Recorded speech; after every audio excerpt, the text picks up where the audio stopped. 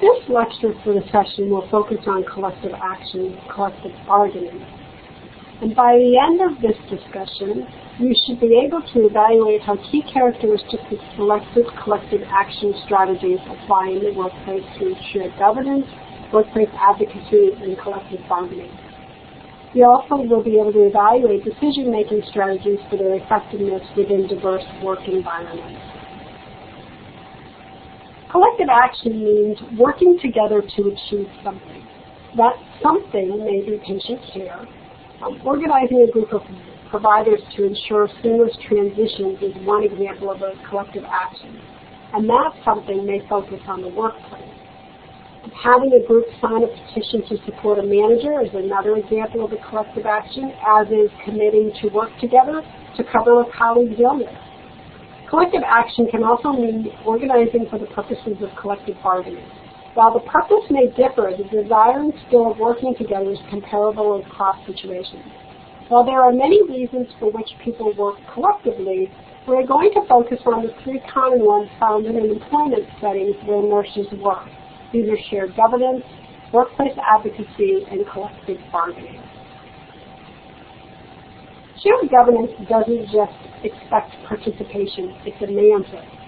So when the idea of a shared governance is instituted in an organization, it requires that all change the way decisions are made.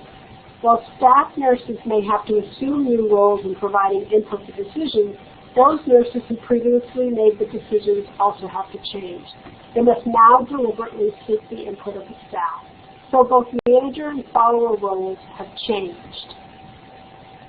Tim Porter O'Grady says that shared governance is a democratic, egalitarian concept, a dynamic process, as well as a process of shared decision-making and accountability.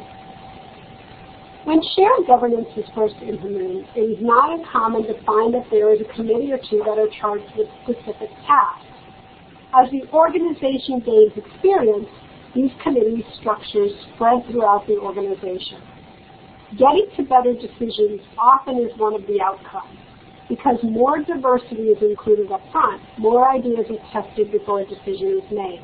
Again, because there is evolving support for speaking up and offering ideas, more people risk participating and offering ideas. Those ideas may be about issues presented from management, but they eventually evolve into self-generated ideas. Workplace advocacy describes what we do in advocating for ourselves and our peers. This advocacy process can be supportive when management and staff both agree on the key concepts. It can also be contentious when basic concepts are not agreed to. For example, if both management and staff agree that there needs to be a career ladder, both work towards this end, and perhaps only minor disagreements may occur over a specific dollar amount or how the benefit is accessed. If, however, both groups don't agree, then the focus of the conversation is on the core concept. Although some mutual understanding may be reached, there may be discord within the setting because one side or the other thinks something was forced on them.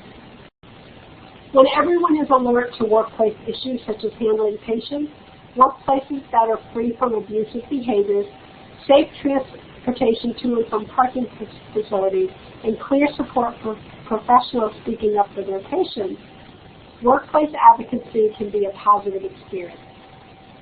Nurse managers can support nursing advances with workplace advocacy strategies by having individuals participate in direct conversations about issues.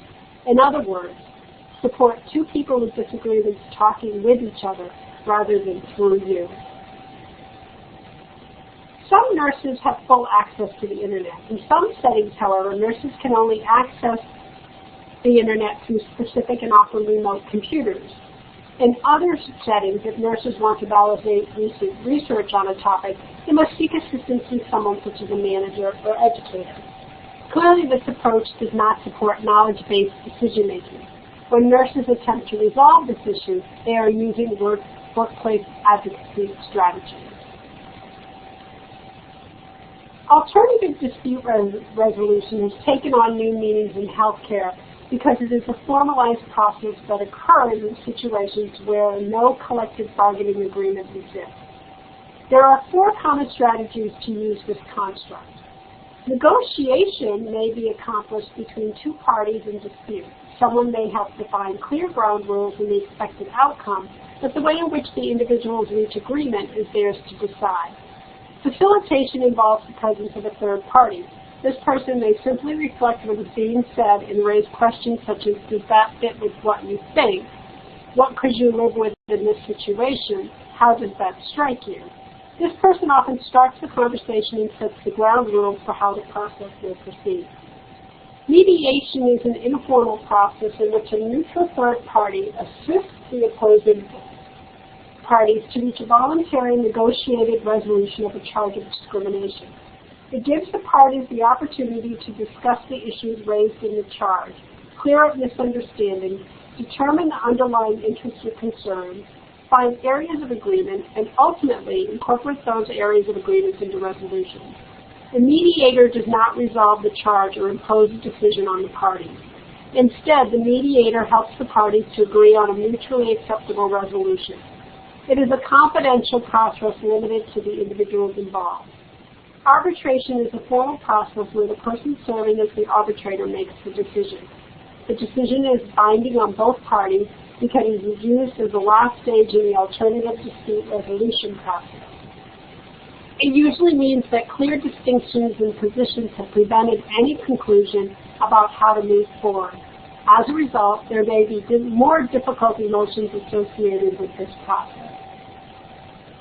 Collective bargaining is a formal process where employees select a bargaining agent to represent their interests. It begins with the election of a union or group to represent the employees in a class, such as a registered nurses or groups up to and including all non-management employees within the organization. Collective action strategies can coexist in any given setting. Differences about how to approach collective action exist geographically, philosophically, and certainly by any type of facility. Be informed and proactive about working together on issues of importance to nurses.